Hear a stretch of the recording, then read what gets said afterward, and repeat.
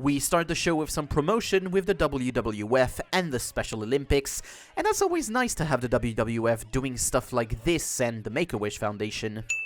We have some of what happened last week. They actually give you back the whole cold open from last week. Honestly, this does what it should be doing and gives you hype for what may happen with Perfect and HBK tonight. Lord Alfred Hayes was in his last few weeks of his contract, by the way, and hey, at least he's giving us some good information with regards of a hooded figure. And then Smoking Guns with their pistol entrance. This got so much heat from the USA Network that they needed to take that away immediately. A precursor for what would happen in 1996. This is a squash to showcase what the Smoking Guns do as a team and individuals. Nothing too involved, but it's nice to show some new talent, with new moves, and also guys that were actually nice and athletic. They didn't have an amazing amount of cohesion as a team yet, but that's something you build up. One little interesting fact, we have here our first wrestler still wrestling today. Billy Gunn, 62, still has an insane physique, and of course wrestling in AEW occasionally. He had a match on Collision on the 24th of January. This finisher was actually quite nice and impressive. Back body drop into a pile driver, quite impressive timing. And now we have an important segment. Interview in the ring with Shawn Michaels after his victory last week. He's gloating, he's having fun, he's feeding off of the crowd.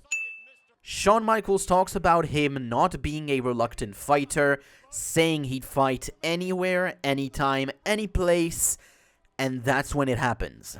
Savage, we got a guy over here getting into the ring. Hey, Vince, sit down in your seat and go to wherever it is you came.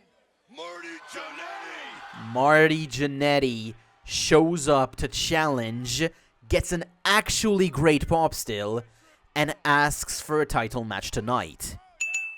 HBK tries to weasel out of the match, but there's no going away from it, because he still has some of that toxic masculinity going on that forces him to keep the appearances up. And holy shit, we keep going with the second big hitter segment. In appearance, this is just a match with Ramon. From the production, something was happening. They kept the camera on the kid for a good few seconds with his face to the hard camera, or the side. But then, the match is still going as you'd expect. Razor overpowers, out-wrestles, and basically fucks Waltman's day up. With a very good follow-away slam, because Waltman was fantastic as a bumper and a seller. And then, the dodge. Oh my goodness! Razor's dazed. Wait a minute! 1, 2, 3. He beat Razor Ramon. This is the most electric segment of Raw's early history. Nothing matches this in terms of sheer excitement and unpredictability. What makes this work is the story behind all of this happening. So, we started back a couple of weeks ago, and the kid was already jobbing out without any real resistance, but a few punches. He was presented as just a stepping stone like any other jobber. Last week, no resistance against a mid-carder in Mr. Hughes, and not a good one at that, but he still showed some expert bumping and selling if you look for it. And so, the crowd and everyone watching this week was already conditioned to expect nothing from a kid match but an enhancement bout. And that's when the masterstroke happens. Do you want to see Vince McMahon's booking ability at work? Yeah, here it is. The shock factor is perfect, the way in which it happens is perfect, the crowd involvement is perfect, the reaction from Heenan and Savage are both perfect. It all works to create a fantastic cocktail, because the crowd already knew normally how these matches go, and you swerve them. This is a lightning in a bottle moment that you cannot replicate often, else the crowd would see it coming.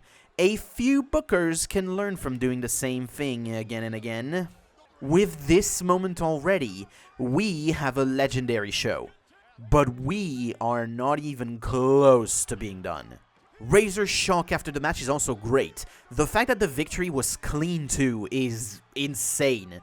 Scott Hall, maybe always a win thanks to this, because honestly, his selflessness is awesome and something people can learn from. We then have another squash though, riding on the excitement of the other match prior to it.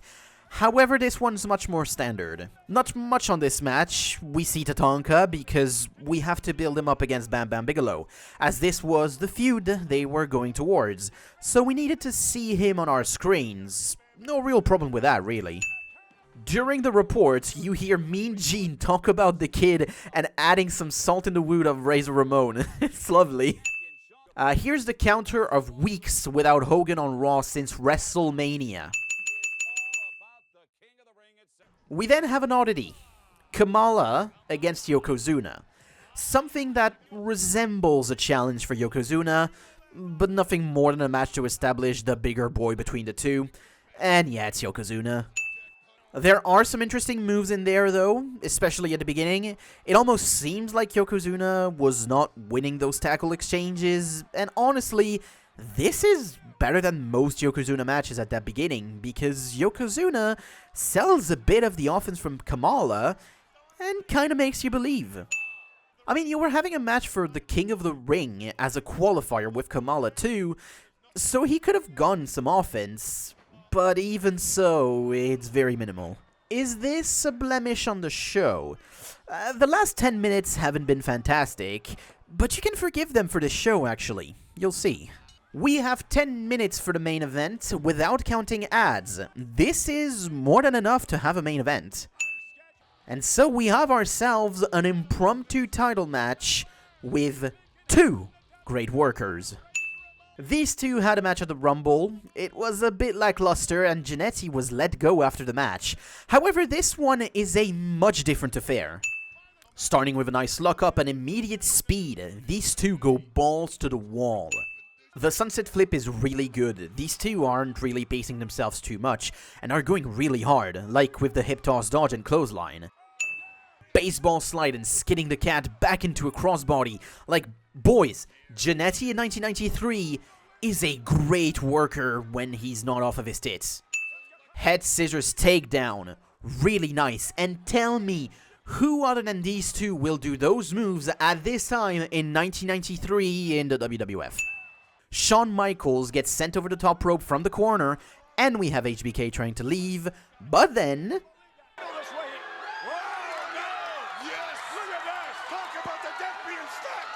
Perfect blocks the way out. Seriously, a very nice match so far. And we have the move that switches the momentum, this dodge of the head scissors, into a very nice stun gun. This is a back and forth affair, one that goes fast and hard. This match is better than their Rumble affair, also because there's way less shenanigans. I can't list everything that they're doing, or I'd be here for a very long time. Instead, I'll just tell you to watch this match, because it's very nice, exciting, and the final 4 minutes are a flurry of near falls that never end and that are really engrossing and make you believe that HBK would keep his title. HBK gets the tights, but that wasn't enough. And then a much better sweet chin music than at the Rumble. HBK gets cocky, gets a towel thrown at his face, and gets rolled up. Fantastic pop, fantastic match, fantastic moment. Our first title change on Raw, and not even close to the last. Alright, let's regroup here for a second. This show is brilliant. In a sea of pretty mediocre shows, we have such a gem here. Is the show perfect? No, we have a couple of lackluster matches, and honestly, we could have done without one of the two squashes, and instead, you know what? I'd have liked a segment between Tatanka and Bam Bam. Give them a war of words together, give them a clash, something, but this is okay. That doesn't matter too much, because all that matters are the first 20 minutes and the final 10. Smoking Gun's debut is good because it's a new team and they're getting a dominant win with a very nice finishing move. It's not their final one because a back body drop into a pile driver can not be done to everyone, of course. Then we have the promo setting up the match later on, which is very nice for the moment when Jannetty gets revealed and the way HBK was put in the corner. And then this moment. The moment Shawn Waltman became a made man in the 90s. The single best booking decision of Raw in 4 months. And then the second best booking decision is to give Jannetty the title. Because 2 back-to-back insane moments? Yes, please. This set a standard for Monday Night Raw. One that wouldn't be reached again for a very long time. This show is what people mean when they say that anything can happen in the WWF or WWE. Whenever you say that sentence, the unpredictability of wrestling, you think of this show right here that truly started it all. For everything I have said here and for all the good I have to say about this show, I don't think it's perfect, however. But ranking it for 1993, this is easily a 10 out of 10 Monday Night Raw. If I was to rank it fairly, I'd give it 8.25 out of 10. But why would I do that? Nah, I give it 10. And guess what? The WWF will try to capitalize on a truly landmark show with some other good showings next week. If you enjoyed this week, you will enjoy the next one as well. See you then.